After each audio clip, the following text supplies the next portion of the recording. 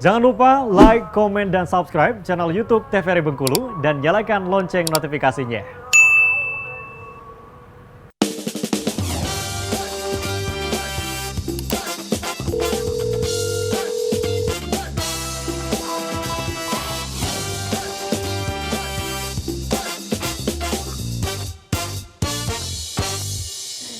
Pemirsa, kembali lagi di Dokter Kito bersama Kita Sehat. Nah, dokter, mungkin dari banyaknya penjelasan tadi mungkin ada beberapa pertanyaan tentunya ya dari teman-teman pemirsa TVRI Bengkulu. Itu menanyakan bagaimana dok ketika kita obesitas, kita minum obat-obatan atau pil yang bisa untuk diet. Apalagi sekarang kan lagi terkenal banget ya dengan biaya segini, terus bisa langsung turun 10 kilo, 20 kilo. Nah, itu seperti apa nih Dokter Wenti? Iya, jadi itu pertanyaan yang paling sering nih, gimana obat dietnya. Jadi sebenarnya untuk obat diet itu bukan obat diet ya, kalau kami bilangnya itu adalah terapi untuk obesitas. Nah, itu juga ranahnya bukan di dokter umum ya, itu ranahnya di spesialisasi seperti gizi dan penyakit dalam. Nah, jadi memang ada obatnya dan itu biasanya kalau mengikuti ada stagingnya ya. Jadi kalau WHO yang tadi kan secara umum saja. Nah, untuk staging obesitas sendiri ada namanya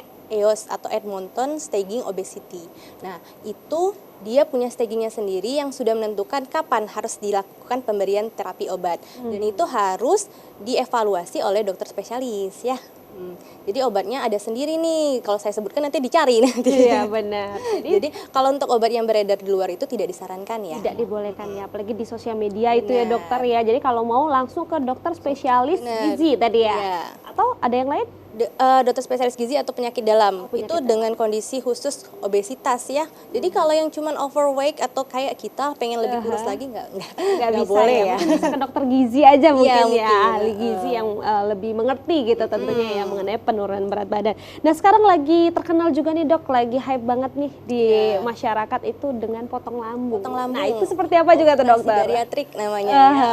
Jadi operasi untuk mengecilkan lambung gitu kan, kurang lebih seperti itu ya awamnya ya. Jadi itu sebenarnya itu termasuk dalam terapi tadi. Dalam kategori EOS tadi itu ada stagingnya kalau tidak salah sudah nomor 2 atau 3.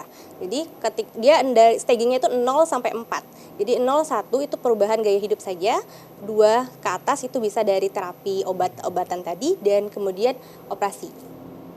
Ya, nah untuk operasi itu ada indikasi khususnya, tidak bisa sembarangan dan harus dikonsultasikan lagi.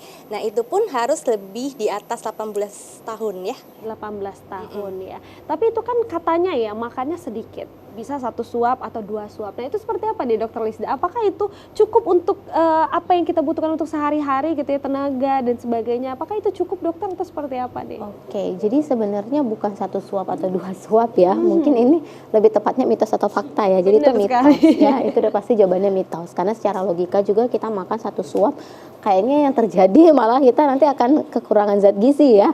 Karena kan tadi kalau untuk pola makan sudah dibilang ya, lebih bagusnya itu adalah piring teh tadi. Sebenarnya itu berlaku untuk kita semua gitu. Dan strukturnya kan sudah jelas mana yang karbo, mana yang protein, mana yang serat dan buah gitu.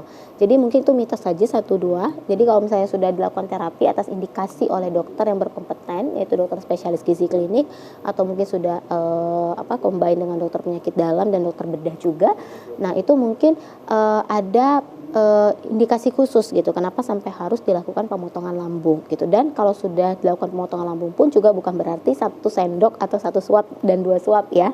Jadi nggak kayak gitu konsepnya. Tentu bukan berarti dipotong tuh dihabisin gitu, tinggal 1/4 aja, enggak gitu ya, tenang. Jadi itu sudah ada indikasi dan juga sudah ada perhitungan. Benar sekali. Jadi memang ada dokter yang khusus tentunya untuk menangani hal tersebut. Jadi buat pemirsa di rumah jangan sampai salah langkah tentunya ya, ketika kita sudah merasa berat badan kita berlebih, langsung datengin atau mungkin konsultasi bersama dokter terdekat tentunya ya untuk mengetahui itu, dan jangan sampai kalian salah langkah dan juga salah mengambil tindakan dan membuat kalian menjadi menumpukan lagi penyakit-penyakit lainnya di dalam tubuh. Dan untuk itu terima kasih Dokter Lisda dan juga Dokter Wenti, tentunya hari ini sudah banyak banget nih memberikan informasi untuk kita. Dan buat pemirsa jangan lupa saksikan terus tentunya Dokter Kito tetap di TVRI Bengkulu. Saya Viva Mansyah pamit undur diri, sampai jumpa.